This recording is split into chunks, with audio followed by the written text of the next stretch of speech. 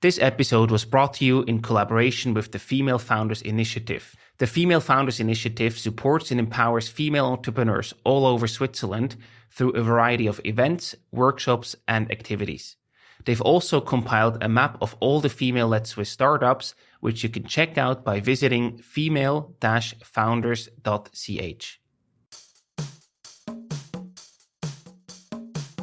I truly believe power within yourself comes if you touched rock bottom, you got up, and it didn't hurt. It's like, oh, now I know this is how it feels if I lose everything, if I do a huge mistake, if I end up fighting.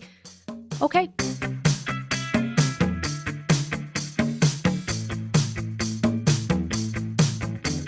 Welcome to the Swisspreneur Show, a podcast about startup stories and learnings from experienced entrepreneurs. If you enjoy listening to our show, make sure to follow the podcast and leave a rating. And now, here's your host, Merle.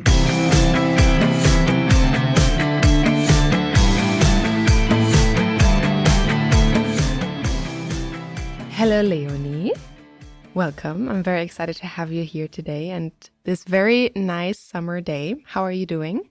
I'm doing very well. A bit hot in my long dress, but I'm doing fine. Nice. So, Leonie, you are the co-founder of Adresta, a company that creates digital certificates for luxury watches. And I want to understand a little bit more about you as a person. So maybe you can tell us a bit about your background. I know you have a STEM background.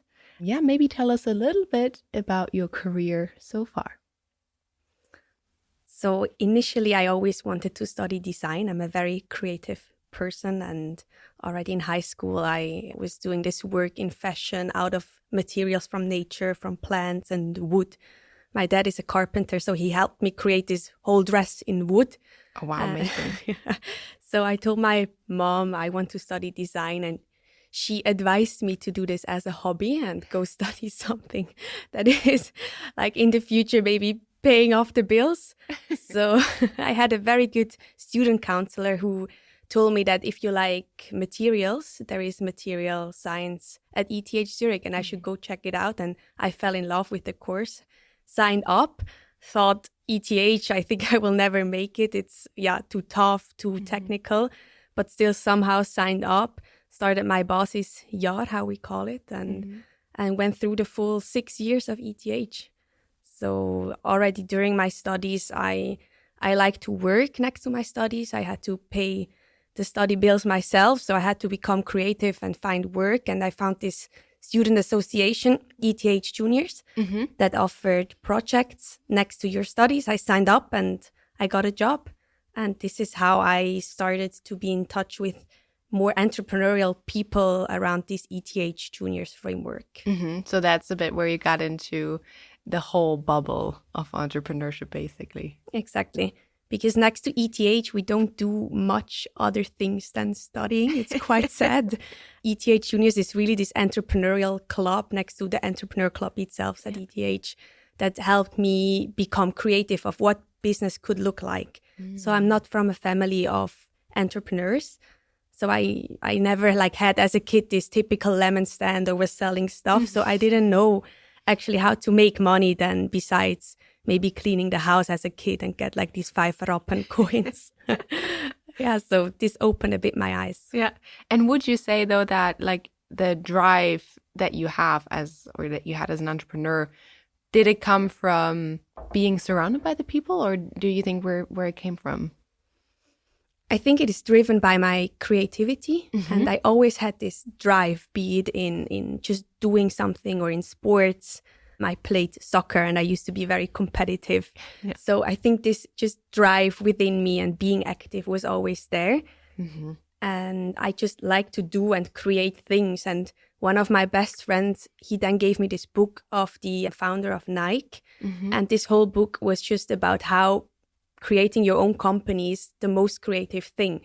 And then I realized that maybe I can still be creative without studying design and build my own thing. and you were hooked. Well, I have to add, to be fair, I always had this typical career planned out. I always wanted to join McKinsey. From my first year at ETH, I knew I want to do consulting. This is how I can accelerate my career. And I was very focused on that, and the company kind of just happened out of this student association thing. That's so interesting. And now you already mentioned it. So tell us, how did Adresta come into life? So it was a project initially between Helvetia Insurance and ETH Juniors.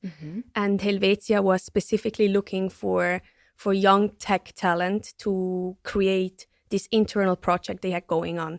And the project was around using blockchain technology in general, but they have already figured out that the luxury goods industry is quite a good market to use the technology.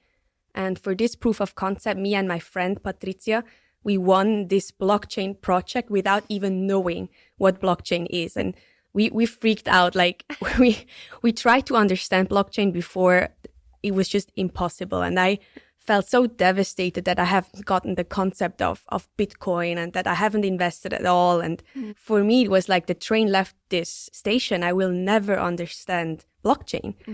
So this project came, we Googled, we took on board more intelligent people, we offered it and we won it. And there we were stuck, us two girls, with this very exciting new technology project with a huge corporate like Helvetia Insurance. And then how did you find your co-founders? So my two co-founders were leading the project within Helvetia Insurance. Okay. They took on board us, students. We hired more tech people and we were working on this project. And then my two co-founders, Mathew and Nicholas, at one point communicated to us that they were looking for co-founders and they were asking my team members, hey, do you want to become CTO? And over the course of the time, I was like, hey, why not me? I love materials. I love the luxury industry. I love watches. I love the tech as well. I start to love it. So, hey, could you imagine asking me as your co-founder? So I was very proactive. That's amazing. I love that. That's really cool. You went for it. And so tell us a bit about the product itself. What do you do at Adresta? So we started with watches because we had a bit an unfair advantage within Switzerland where almost all luxury watches are produced here locally. So we had the access to the Swiss market. And what we built were digital twins or certificates representing all the characteristics of such a luxury good. Be it where has it been produced, what parts does it have, material, cost, serial number. We added all the documents of warranty, receipt to build a full representation that when you buy it as a consumer, you get access to all that documentation with one click onto your phone. Because today, when you buy a watch, everything is still paper-based. And we are talking watches that are above 8 or 6 to 8,000 and can end up being millions of Swiss francs in worth.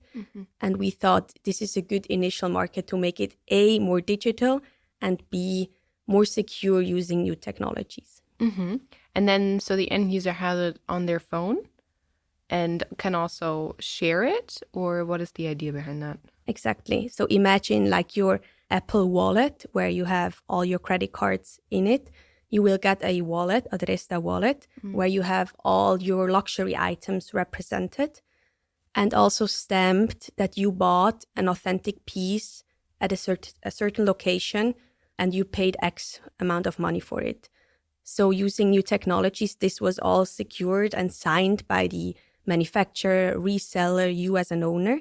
And then if you want to inherit your watch, or if you want to resell it, with one click, you can also share the digital twin. So the idea is that this twin always follows the owner. But to add here, it's not just the twin follows the owner, the twin also opens up to a new ecosystem. So what we did is we built the first all-digital watch insurance where with this twin, with 30 seconds, you can insure your watch. So we had a partnership with Helvetia Insurance. We digitized the full process and it became way more easy for the consumer. That's super interesting. And then how long did it take you from having this project and winning this project to actually noticing, we can make like a proper business out of this and then launching it? What was the timeline? So kudos to my co-founders. I think they figured it out before they started the project. They were very smart about creating a very easy prototype, going to first customers and selling it before anything was built. So we approached it very lean in the beginning.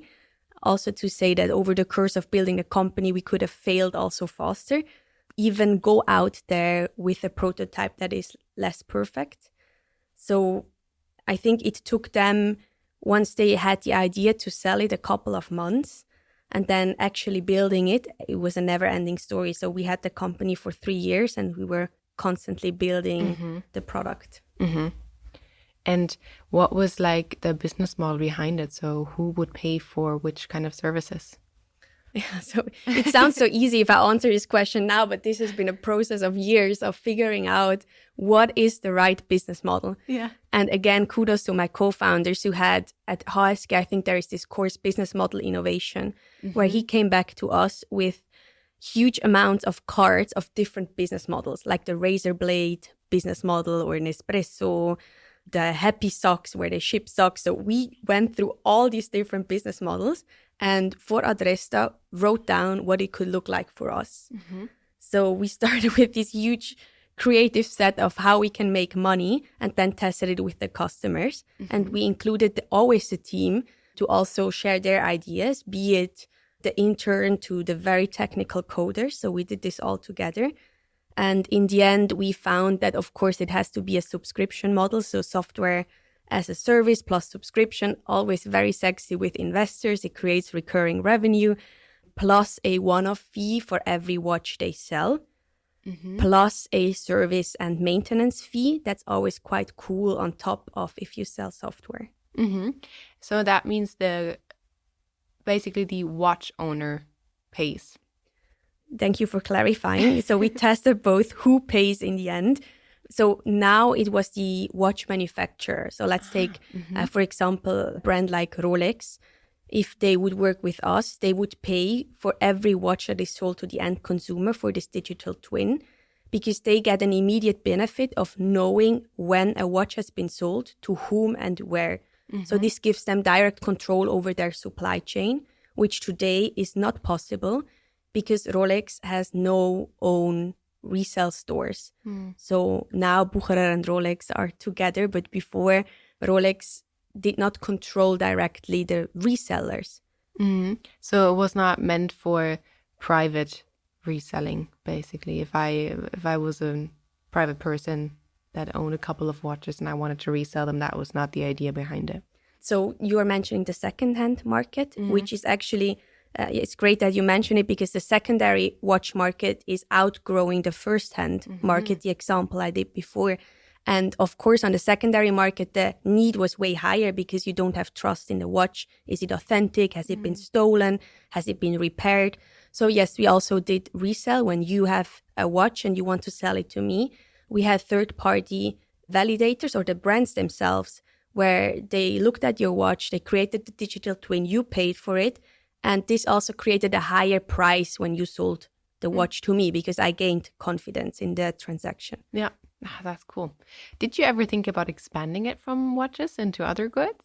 Yes, we were constantly thinking about it. And we were looking into music instruments, of course, jewelry, fashion in general, like bags and shoes, even non-luxury stuff like maybe weapons. You need also transparency, or materials in general that are faked, or machines or hair dryers from brands like Dyson, luxury goods or consumer goods in general. But of course, as a founder, the biggest challenge is to keep the focus. So we had to force ourselves to just stay with watches. And at a certain point, we scaled to jewelry. Okay, interesting. And I would think that the market for this is not that big, but that's also because I don't know the market very well. But I would still say it's more of a niche than if you would say, okay, we do all markets and all kinds of goods, different story. But if you stick with, let's say, watches, that is a rather smaller market, I would think. How did you manage to acquire your customers? I think it's a crucial part you mentioned here, that yes, the market is, in terms of how many brands we have in Switzerland, is small. How many watches in total are sold in that price range, it's very few. But in terms of billion-dollar value, it is high. So the value is high, but the market is very dominated by a few players. And that was one of the biggest challenges we had, is we needed big groups, big players to work with us to have a substantial market share. So what we did is two things. First, we targeted the smaller brands to build a solution that works, to prove the concept and to gain some traction. But then, of course, all forces were on the very big groups like Louis Vuitton, Moët Hennessy, Kering, Richemont, group like Bucherer in the end, that we wanted to work with us. And then you went out and you emailed them. How did you do this? Yes. Yes, we went on LinkedIn.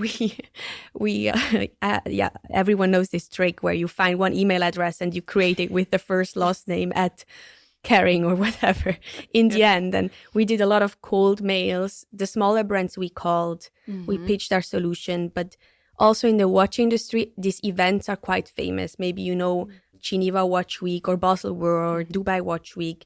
And there, all the CEOs, all the brands gather, and it's quite easy to access them. And being a Swiss brand, having the trust of Helvetia Insurance, later partnership with Swisscom, collabed with Microsoft, being a spin-off of ETH Zurich, that all help to win trust and access the people. But in the end, it's just finding one person, asking that person, who else can you introduce me to? Give me 3 more names, then reach out and keep a good track of who you talk to. Yeah, and you also just mentioned the partnerships that you had. Tell us how you managed to fund yourself. Was it also partially from Helvetia funded, or did you get investors in? How did you manage that? So we were not bootstrapped. We had funding from Helvetia initially, also from foundations and business angels. So often if you develop software, it's hard in the beginning to pay your bills yourself. And also, it was not like a product that was solving an immediate need.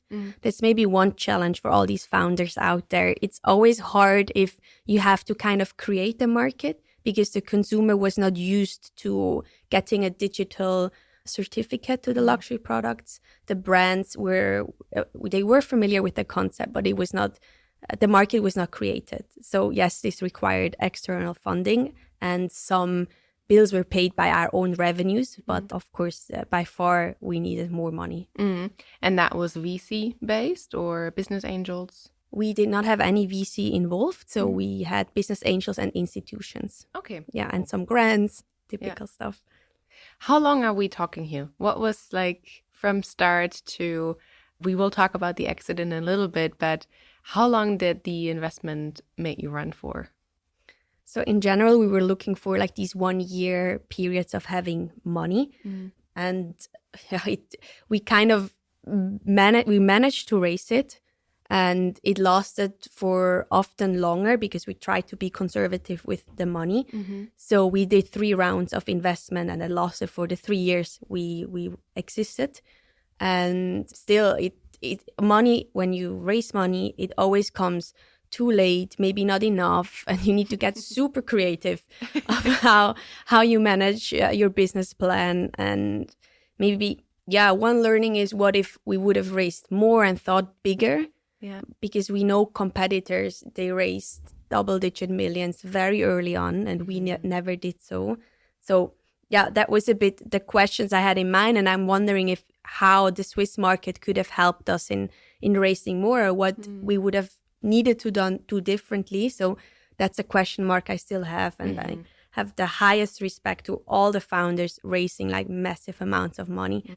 Yeah, it's a tough game. Yeah. But maybe to add, in the end, I think there is no one right way to win. And you can be bootstrapped and have revenue and keep your company live forever. You can raise a lot of money and pay yourself massive salaries. And then when you have the exit, you don't get any money out of it. Or you can have a few investors, have an early exit, and your multiple is just insane without you having raised a lot of money. So I think, everything works if it works for the founders and the team. Yeah, that's very true. And talking about exits, so in 2022, you got acquired by the Bucherer group. Was it from the beginning, was that also your strategy to move or to sell to one of these bigger groups? Our strategy was to sell. Yes, we as a team agreed that this is a case that needs to be sold, the know-how, the technology, but then it has a bigger vision. And we were always thinking of SAP or Salesforce, Microsoft, Swisscom to acquire us. So we were thinking more in the tech space, because our vision was to provide this solution to all the luxury brands and more. And the big tech player could help us integrate into their existing IT landscape. So we were pushing early on for these conversations with the tech players, and never excluded the option, of course, if a Louis Vuitton, Rolex or Bucherer group would ask, that this could, of course, be a perfect match. And this is how it ended with Bucherer. And it's just been an insane and amazing journey, especially because the team is still there and the solution is going on, which is after an exit not always the case. And this just makes me so proud that the team can continue working on the vision. Yeah. How did you prepare for that within your team? I think we were not prepared for a lot that we did that comes with the journey of being an entrepreneur. Things just happen. You can anticipate. We had the discussions, us founders, with the team. And in the end, selling a company takes a lot of time. So we had enough time to discuss it with the team. But of course, talking from my perspective now about a company like Bucherer, it's Swiss heritage, it's great people. So it was just a perfect match, personal level, but also it just made sense. And also probably what you said, that you felt good that they would continue with the vision of what you had in the beginning when founding Adresta. Exactly. And so your two co-founders and the rest of the team are still at Bucherer? Yes. So they joined Bucherer. Often when you sell know-how and tech, it also makes sense that the team joins to ensure the successful integration. And you moved to McKinsey. What you said already at the beginning was your goal since the first semester. Exactly. How did that happen?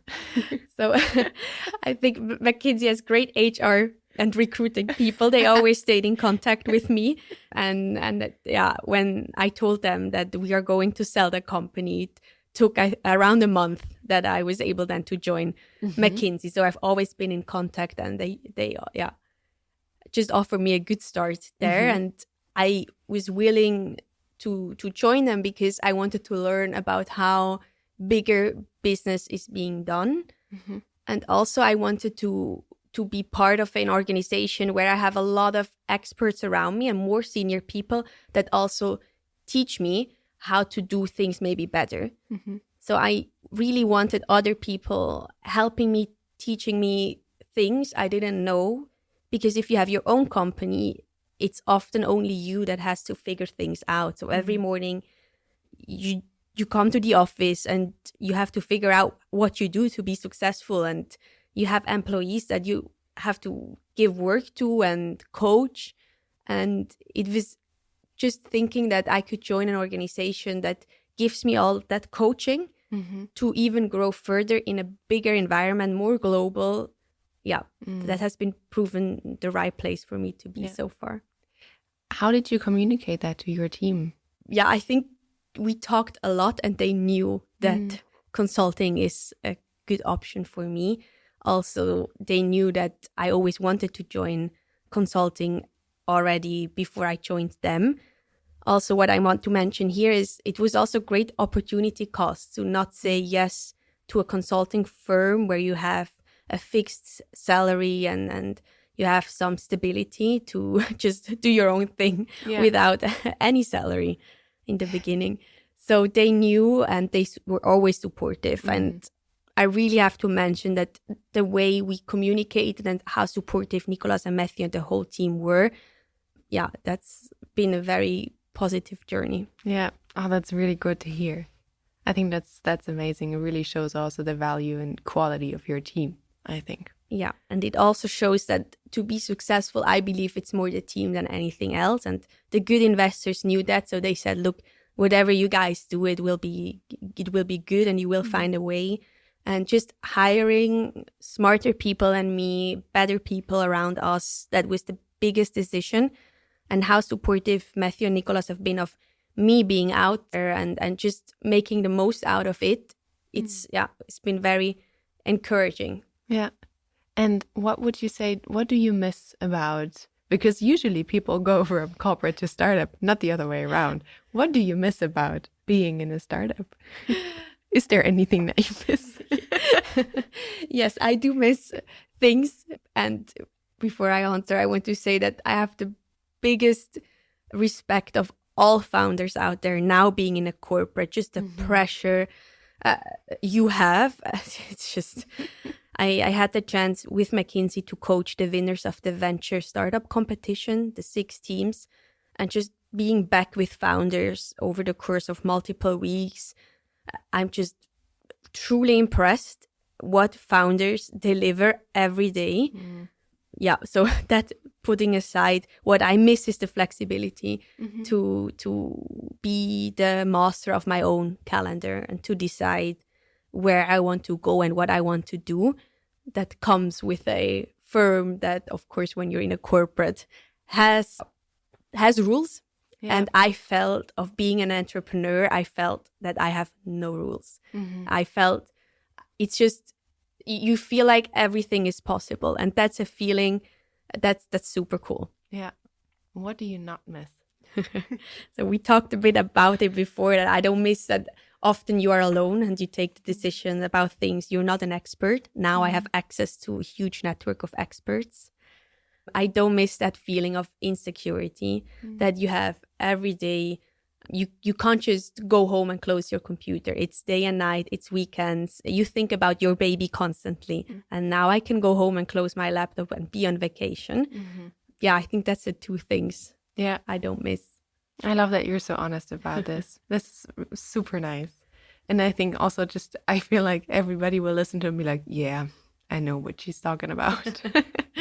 So you also mentioned that you did some coaching, and I want to use your coaching experience as well a bit for our listeners. So I wonder, because specifically for this market, and as you said, you really needed to go out there and find your customers.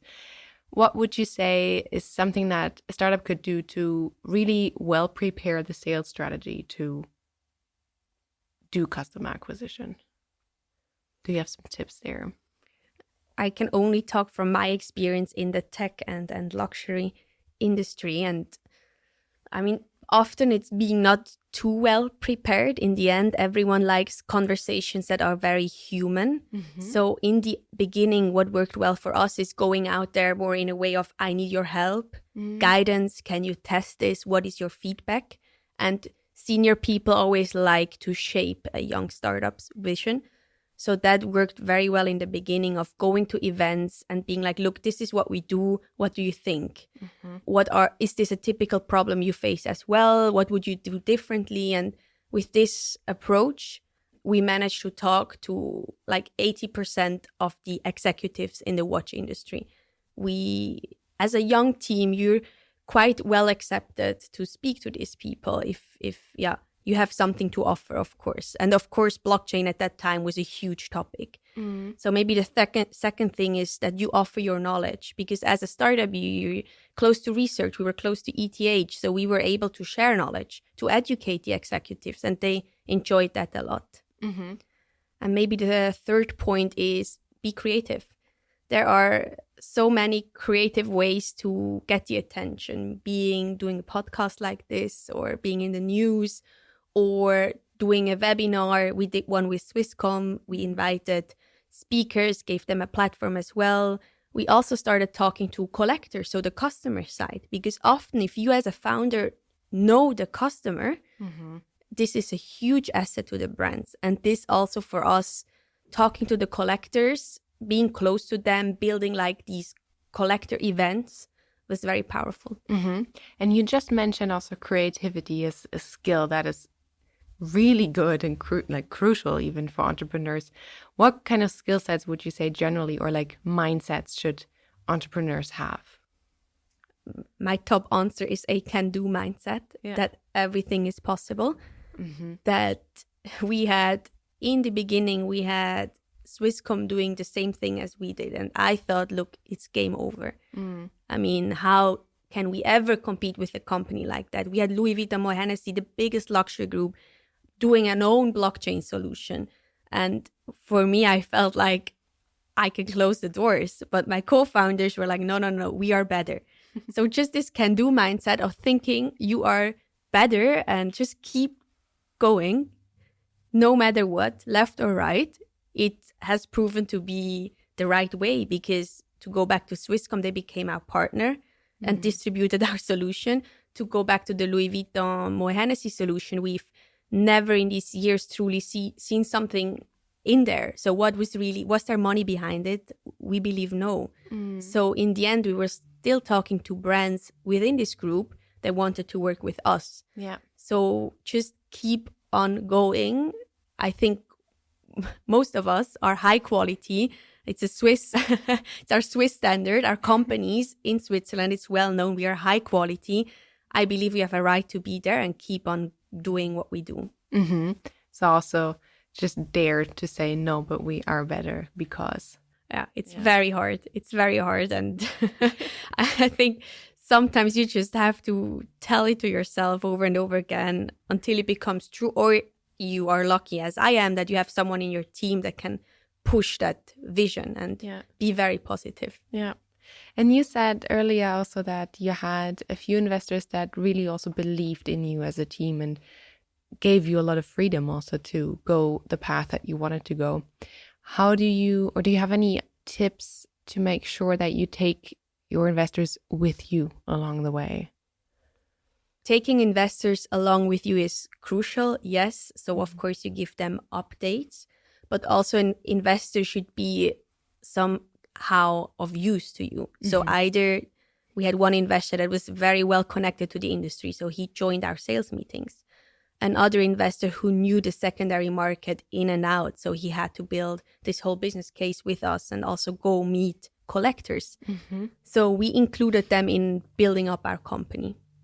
That's super smart, I think. Also, coming back to what you said earlier, when you went out there and asked people for feedback and asked them to, be like included into the vision and share their expertise, and doing that also with your investors makes so much sense, because they also have, a lot of knowledge and expertise and bring you forward, I think. Maybe to add, of course, it's always hard as a founder, the trade-off of how transparent am I, that it is challenging, it is tough, it's not going well, versus of being very inspirational and we can win the world and become the next big thing. And just, yes, be visionary, but also be honest and keep them honest and involve them in, look, this is our runway, these are our numbers, this is what we're thinking.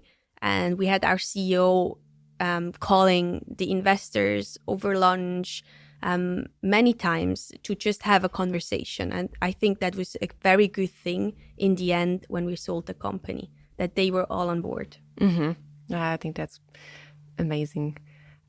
What would you say are like the top 3 things that you want listeners to either remember from this episode or take with them after listening to this? It's a very consultant thing, the top 3 things, so I should be able to do that. Still have to think. So top of mind, point 1 is, and this is driven by my full respect for founders, is just keep going. And if you're not on the right way, pivot quickly, fail, and change your direction and just keep going. I think that's what in the end pays off. And we lose patience. I think I am a very impatient person as well, but it's just keep going. And of course, if it doesn't make sense, then fail fast, but just push as a team. Yeah. Point 1. Point 2, what is there to remember, maybe more focusing on an exit, because we had a very cool one, is think of this exit. If it's an option for you, of course, that it becomes, once you sell the company, very crucial that you have all the contracts in place, that you've had the talk with your co-founders about any potential outcome with your investors, and that you have great legal support. And here, just having Wenger and Wieli on board and a coach or a friend, he became a friend, and just an expert that is very experienced in exiting companies, paid off. So in the beginning, I told my co-founders, like, I don't want to invest money in lawyers. I was straight out of ETH, like, that we can do that ourselves. And I'm so happy they said, no, we need to do the investment there. And the third part is, I think we all have to be honest to ourselves in this founder community that it is tough. And we should just fail more and communicate more that we fail, because I came out of this association I explained in the beginning that was driven by founders, and they all seemed to be so successful. And they were talking about their success. They were out there, and I felt so much pressure that my company needs to succeed because everyone around me was successful. And I don't want the future generation to have that pressure. And all fellow people from this association, I have good female friends that are founding companies. I just try to keep them honest, like, hey, yeah, not everything that shines is successful. And I try to discuss war stories with them or share cases where people have failed, and we should live a bit more that culture of failure. Do you feel like it's generally not very common to talk about failure that much? And I don't know if it's this culture or the startup ecosystem in Switzerland per se. Yeah, I'm not an expert on commenting on that. It's just my personal experience is that in the States, it's valued more if you fail some companies. They don't sometimes even invest in you if you haven't destroyed 3 companies beforehand. So these scars are really helpful to be successful if you failed before. And for me, my background, like, it was just so easy in Switzerland. You go to school, to uni, everything is like almost for free. Then you join a large corporate, you have your salary stability. We talked about opportunity costs. Yeah, I don't feel that I experienced like failure before. So that's why you're maybe scared of it. You don't talk about it. And I truly believe power within yourself comes if you touched rock bottom, you got up, and it didn't hurt. It's like, oh, now I know this is how it feels. If I lose everything, if I do a huge mistake, if I end up fighting, okay. The more important thing is how you get out there, and that you have the grit to get out there and make things right. But then you know the feeling and you're not scared of it anymore. What do you think is next in store for you personally? So I had almost 2 years now to reflect. And yeah, I just jumped into this corporate job that people might know is very busy, and I haven't had time to think much. So now I'm just still learning and taking in everything I can from this corporate. But of course, I always think of what I could do next, but I have no concrete plan figured out yet. That's also a good plan, to not have a plan, I think. And it was also a good plan to accept that I don't know where I want to be, and to just accept that I'm here now to learn, and you don't always need to know what's next. But that was hard for me in the beginning.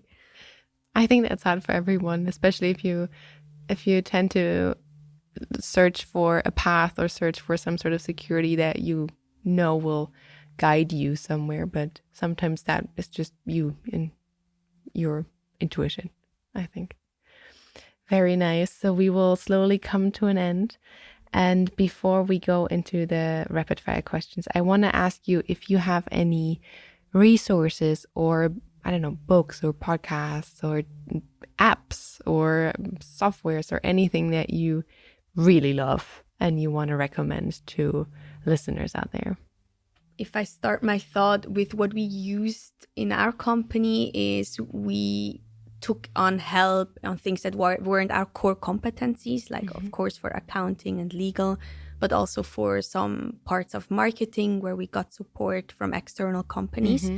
And also like platforms like Fiverr or Upwork, where you can easily source people to help you on design tasks. So these are great resources.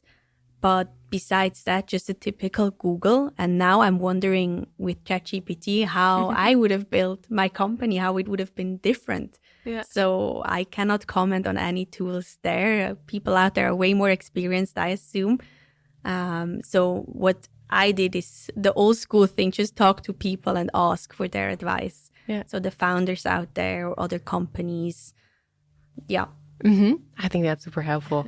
Then let's go into the rapid fire questions. I will ask you a question and you just answer what feels most close to your heart, I guess. Consultancy or entrepreneurship? Entrepreneurship. Because also in consultancy, you have to be entrepreneurial to be successful, I believe. That's a very good answer. What is your favorite Adresta moment?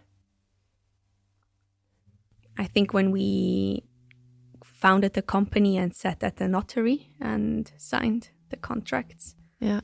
It's beautiful. When we did it, yeah. Yeah. What do you wish you could turn into an NFT? I think a person. Everything that describes a person and makes us human would be quite interesting. That's really cool. And besides crypto, what topics are you passionate about nowadays? Still materials from my material science background, like boring stuff like stones. If I go to a museum like in Vienna, most of the time is spent in the first part where you just look at the stones of different materials. Yeah, I love that. I think that's great. I love it. Thank you so much, Leonie, for sharing all these insights and sharing your thoughts and your learnings. And I think it was extremely valuable. Thank you for being so honest. And I'm excited that everybody can hear this. So thank you for being here. Thank you for having me.